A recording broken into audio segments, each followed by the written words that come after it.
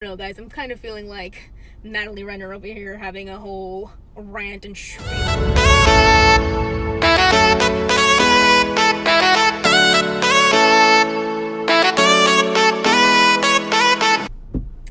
Okay, you guys, this is gonna be my attempt at a car chat, so let's see how this goes.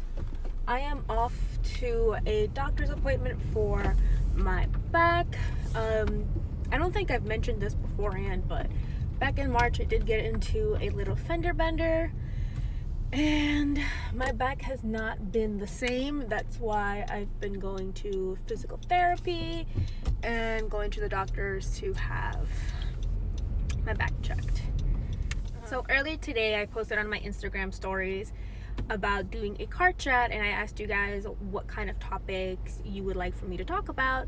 Some of you posted that you wanted me to talk about my favorite Netflix series, my favorite documentaries, any current Netflix series that I'm watching, how am I doing parenting solo at the moment, or what are my struggles, and even some other topics that may be a bit controversial. But I don't shy away from those topics. I actually really do like talking about them and addressing them. So as far as favorite Netflix series, definitely When They See Us.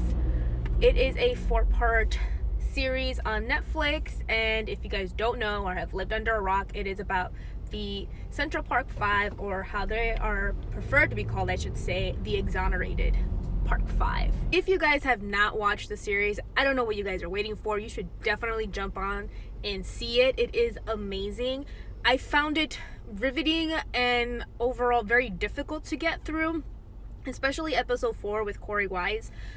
I cannot imagine the amount of stuff that they went through, and it was very difficult for me to get through it, so I can only imagine how difficult it was for all of them to live that for years and to be innocent and having to serve out a sentence for a crime they didn't commit. There are a lot of cases out there like that. You always hear of somebody being in jail for a crime they didn't commit, and then years later, thanks to like DNA or new evidence, you find out that they're completely innocent. So I definitely recommend watching that series. It is well done, and the actor that played Corey Wise, I think his name is Jarrell Jerome, amazing. He just embodied him to the T. So definitely watch that. I am also watching on Netflix, what is it, Charmed. I know that series came out years ago. I was a little kid when it first came out, and to be quite frank, I was quite scared of it. Now that I'm watching it, I find a bit of the episodes a little bit cheesy, but overall, I do enjoy it, and I'm glad that all, I think, what is it, like 6 or 8 seasons or whatever, are all on Netflix, and I've just been binge watching them. I am now currently on season 6, so yeah. Every night I always watch like maybe 2 or 3 episodes, and it's amazing, guys. I love it. I've also been watching on my Roku, The Nanny. Unfortunately, there's only 2 seasons on there, and I personally love The Nanny. Some people find her voice quite annoying. I don't mind it at all. So in regards to like goals, I think somebody posted here on my Instagram story, like, what are some of my goals? Personally, I want to get rid of my debt. That being my student loans, my credit card debt, and my car loan. So I have a lot of credit card debt. Not a lot of people talk about that because it's very taboo to talk about money. But yes, I mean, compared to a lot of people, it's not a lot of money. But for me, I consider it to be a lot. And it's just a big burden on my shoulders. I want to get rid of it as quickly as possible, so I am working towards that. My student loans, I've actually been blessed to not owe that much. Currently, I think I'm under $7,000 or so that I have left to pay off, so I am very fortunate in that sense. I did go to community college first, and then I transferred into a state college and finished off my last 2 years there. So I feel like that was a very smart move on my behalf to go to community college first and then transfer to a 4-year institution. But yeah, my car loan, I really have it like, out of mind. Basically, I don't think about it because I have it on auto pay, but I do want to get rid of it because, as you guys know, my husband is in the military, and when I do move down there with him eventually to where his duty station is, I don't want to go with all this debt because he will probably be, for a short amount of time, the sole provider. So I don't want him paying off my stuff because I feel like that's my responsibility to have paid off. And yeah, so I don't want to have all this debt. So that's one of my goals, to get rid of at least my credit card debt and only have my student loans, which are not that high to pay off. But yeah, that is one of my goals. Another one of my goals is to actually reach 500 subscribers here. I know it is very difficult to do, but I'm working hard on it. I'm putting out videos, and that's one of my goals. I feel like some people don't think that having less than 1,000 subscribers or so is a lot, but I do. Like, I never thought in a million years that 300 plus people would be watching me on YouTube, so that's a blessing for me. I really do appreciate it, you guys. So yeah, growing on YouTube is definitely one of my goals here, and hopefully we get to progress and see where it takes us. But I will continue the cart chat in about an hour or so because I do have to get into my appointment. Anybody watch Jaclyn Hill's video? Yeah, it was a 19-minute video where, if you are expecting an explanation about what happened, sorry, that's not the video. She made this whole 19-minute video. Everybody was expecting that she was going to talk about the speculations, the rumors, everything that's going around about her company, the lipsticks, etc. That was not the case with this video. It was a 19-minute video of nothing. A 19-minute video. See, I can't even talk. Like, it's that frustrating. She spoke for 19 minutes, and I don't understand how you could speak for that long and then say nothing at the same time. It's mind-boggling. She didn't address any of the rumors. She said that if she were to do that, it would be a 2-hour video. But you would think that this is her baby. This is something that she has dreamt for years since she was a Mac girl, when she was in Chicago or whatever. And you would think that she would try to defend her company, try to salvage whatever she has left to, save face. And she didn't do that. She didn't feel like it was necessary. And you would think that she would, but she didn't. She then addressed about the girl that she so unfairly attacked on Twitter, said that she had apologized to her, which is a good thing. Good thing that she did that, because she came out to her very left, and that was very uncalled for. You would think that as a CEO, she would appreciate criticism, but not even as a CEO, as an influencer, as a person, you would think you would just appreciate criticism. And she's not that type of person. Anytime that she is criticized, she sees it as hating, or that's her haters. But if you have a company, yes, you want good reviews and you want your products to succeed. But if there's something wrong with your products, you also want to address that. You also want to make your products better. You grow, at least in my opinion, you grow from constructive criticism. And she can't do that. It's been shown multiple times, and she can't do that. And that's, I don't know. It's beyond me. And then she even addressed about how people would be nitpicking her video, kind of like deflecting the view, or how should I put it?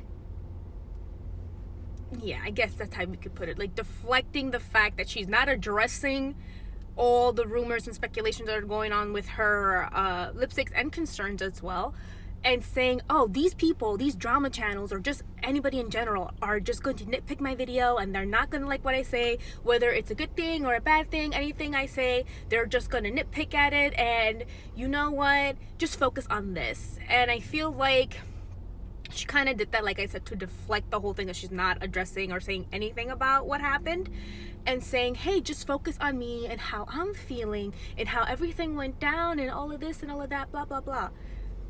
Not saying that what she went through wasn't horrific, or that what she said that she has gone through didn't happen, because her launch failed.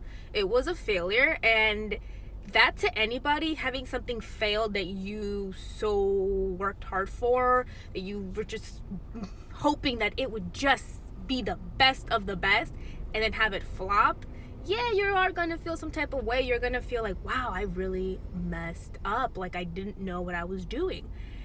Not saying that she didn't feel that, but at the same time, she went ghost. She didn't explain anything, and then she attacked customers, and then it was just a whole mess. Like, as a CEO, as a brand owner, as a person, as an influencer, she should have been addressing these things and not just go ghost and disappear for a month or whatever. And this is just my opinion. I feel like she definitely came back knowing that, social media does tend to delete your profiles like 30 days. So she was reaching that mark already with her social media accounts. She definitely was trying to do some damage control. Like in her video, like I found this very odd that she would say this about future launches of her brand. But like, how can you discuss future projects if you haven't addressed what happened with your first failed launch? Makes no sense. But anyways, she may have something in the works with, Morphe or some other brand or what have you. So she's trying to do damage control because, she's trying to get that coin. And not that that's a bad thing. Like, if you are on YouTube and you're trying to make money, okay, cool. But she's going about it the wrong way. She really is. And it's the last time I'm going to support any of her launches, because honestly, I feel like she doesn't really care about her subscribers nor about people's health. And she didn't, like I said, she didn't address anything. And that's the most frustrating part to me. You should be addressing those things, and you're not. I want to know why people had metal shards in their lipsticks, why people were getting cuts, why were there beads, why were these products so defective. We have a right to know that. And for her to be like, no, it doesn't really matter. I'm not going to really talk about it. I'll talk about it later, which we all know she's not. She's not going to address this. She's hoping that it'll all blow over. And that's what other people were telling her, supposedly, allegedly, to just let it blow over. But what kind of PR team will tell you to just let it blow over? It'll be fine within like whatever period amount of time. Nobody in their right mind would think that. And I felt like her video was more of like, oh, nobody wanted me to do this video, like she said, but I'm doing it because I really care, as if it was a big favor that she was doing it. No, you have to put a face out there. You have to talk about these things. As much as it sucks, you have to enfrentarte a esto. You have to just address it and move on. If she would have addressed it when everything was really going down, and had made all the proper moves, like recalling the lipsticks, refunding people, saying, hey, we're really going to look into it, I really don't think it would have been such a big deal as it is now. But no, she was just trying to mitigate the whole situation. She was hoping that it would all blow over. She was hoping that nobody would notice and the people would still blindly follow her. And no, it's not like that anymore. I'm sorry. Ugh. It's just, the whole thing is just so frustrating, you guys. I'm just gonna end that rant right here and move on to my next appointment. Anywho, what I really wanted to address here is the fact that yesterday I was mommy shamed here by two elderly ladies that did not know how to mind their business.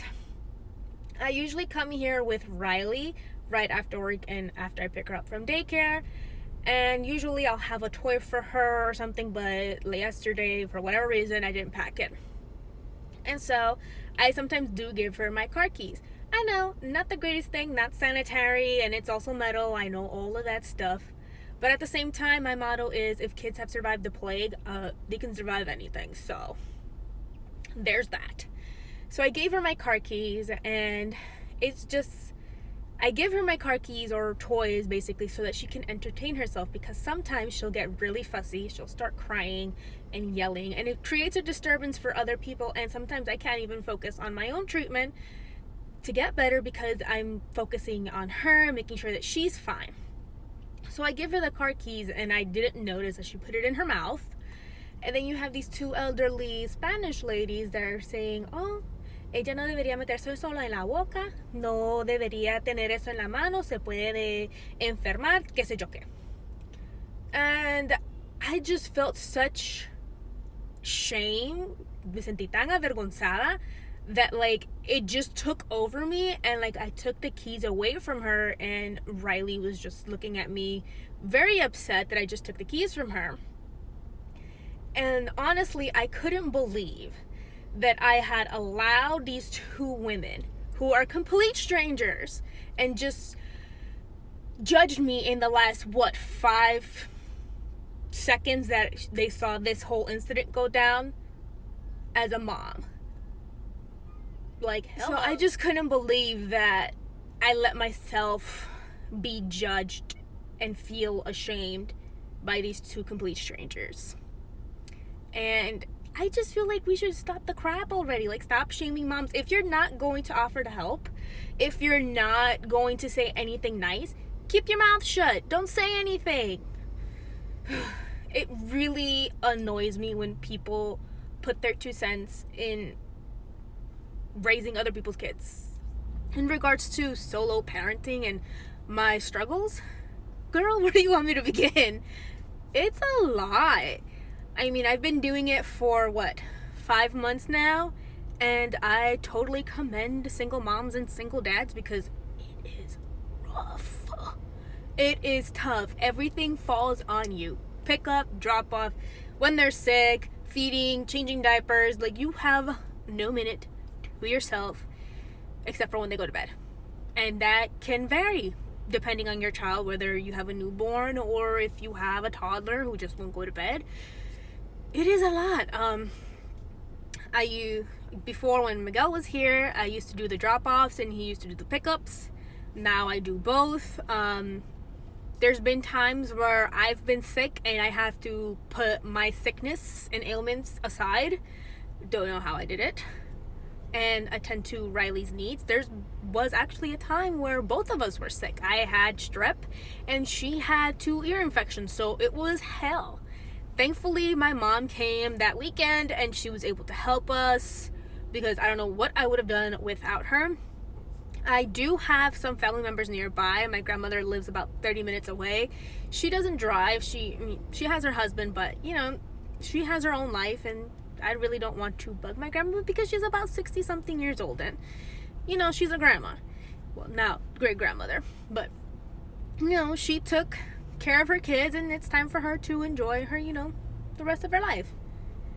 That's how I see it. So I'm here doing it solo, and I thought it would have been more of a dumpster fire in the beginning, but honestly, it hasn't been that bad, but it's been rough. I'm not gonna sugarcoat it. It's been rough.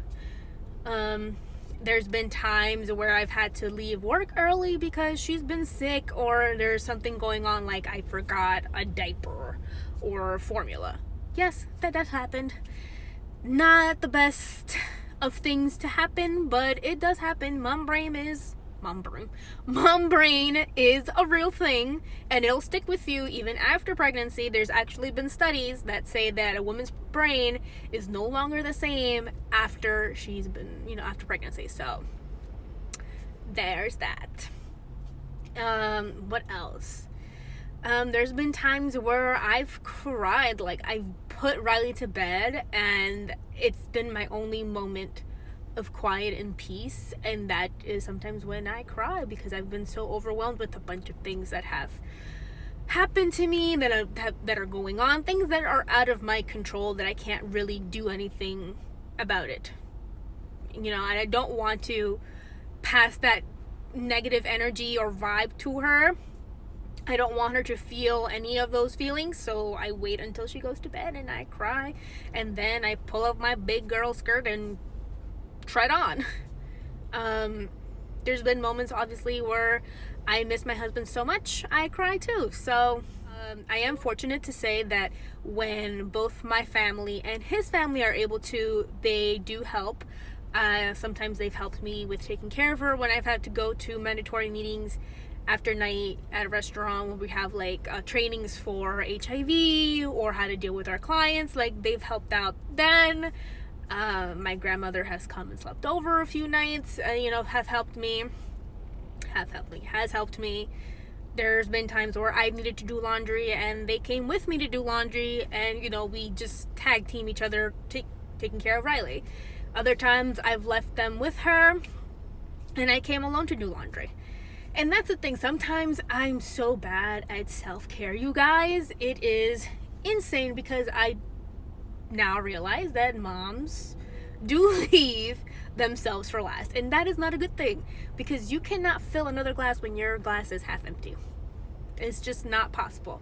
So I am being very much so proactive in my self-care, whether that is 5 minutes of me being on Instagram, as benign and vain as that is, or going on walks, or going out to lunch with a friend, or even doing laundry, or walking in the supermarket by myself, like stuff like that. It could be anything, or getting my nails done, or if you have the money, getting yourself that Gucci bag. Like, hello, do something for yourself, because you need it. And that is all for today's cart chat video. Let me know if you guys enjoy these types of videos, because I actually enjoyed making it today. So let me know in the comment sections below what was your favorite topic. If you like this cart chat or cart chats at all, what you guys disliked about it. And don't forget to subscribe, and I will see you guys in my next video. Bye!